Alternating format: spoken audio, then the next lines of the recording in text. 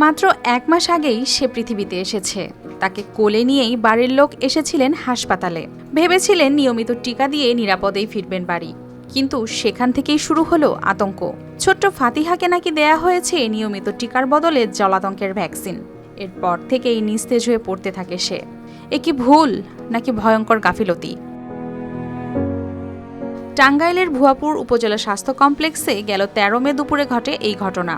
পরিবারের অভিযোগ, 1 মাস বয়সী ফাতিহাকে নিয়মিত টিকা দিতে হাসপাতালে নিয়ে যান তার মা। ওই দিন স্বাস্থ্য ও পরিবার পরিকল্পনা কর্মকর্তার উপস্থিতিতেই তার শরীরে প্রয়োগ করা হয় 2 ডোজ র্যাবিক্স ভ্যাকসিন।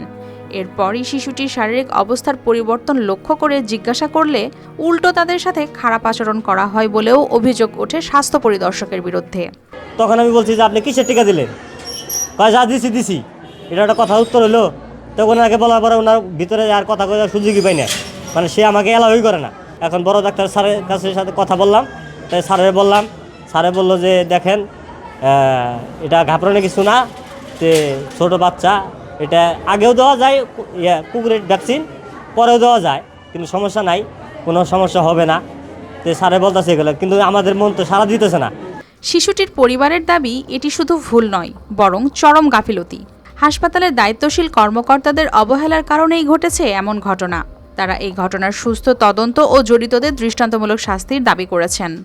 মারা গেছে 7 বছরে, আজকে আমার ছোটো ভাই করে 1 সপ্তাহ নিয়ে আসছি। সে যদি আমার যারা ক্ষতিগ্রস্ত হয়, আমি তাদের কাছে কি কথা বলবো যে আমার বাস থেকে টিকা দেওয়া হয়েছে, সেই টিকার কারণে যদি কোনো সমস্যা হয়, এই হাসপাতাল প্রধান যারা আছেন, বাচ্চার দায়ীকেরা এটার বিচার আমরা চাই। এদিকে অভিযুক্ত স্বাস্থ্য পরিদর্শক জানিয়েছেন ভুলবশত এমন ঘটনা ঘটেছে। আসলে যেটা হয়েছে এটা অনাকাঙ্ক্ষিত ভুল হয়েছে। আমি ইচ্ছাপূর্বক এই ভুলটা আসলে করি নাই, এই জন্য আমি দুঃখিত আর কি। অন্যদিকে নিজেদের ভুল ও গাফিলতির কথা স্বীকার করে পরিবারের কাছে ক্ষমা চেয়েছেন এই কর্মকর্তা। বাচ্চা তাকে বিসিজি ভ্যাকসিন দেওয়ার জন্য নিয়ে আসা হয়েছে। তো ওখানে আমাদের এই বাচ্চার সাথে আরও কিছু বাচ্চা আছে যাদেরকে র্যাবিস ভ্যাকসিন দেওয়ার জন্য, কুকুরে কামড়ের যে ভ্যাকসিন, ওই ভ্যাকসিনটাও দেওয়ার জন্য নিয়ে আসা হয়েছে। তো যখন আমাদের যে টিকাদান কর্মী উনি একে একে ডাকছেন যে এই নামে অমুক আসেন, উনি র্যাবিস ভ্যাকসিনের এক ক্যান্ডিডেটকে ডাকছে, ভুলক্রমে ওনারা গিয়ে বসে পড়ছে বাচ্চা নিয়ে। তখন উনি যথারীতি র্যাবিসের ভ্যাকসিনটা দিয়ে দিছে। শিশু কনসালটেন্ট আছে, তার সাথে কনসাল্ট করি এবং সেও বাচ্চাটাকে দেখে, আমি নিজেও দেখি, বাচ্চাটাকে দেখি, বাচ্চাটা সুস্থ আছে সম্পূর্ণ।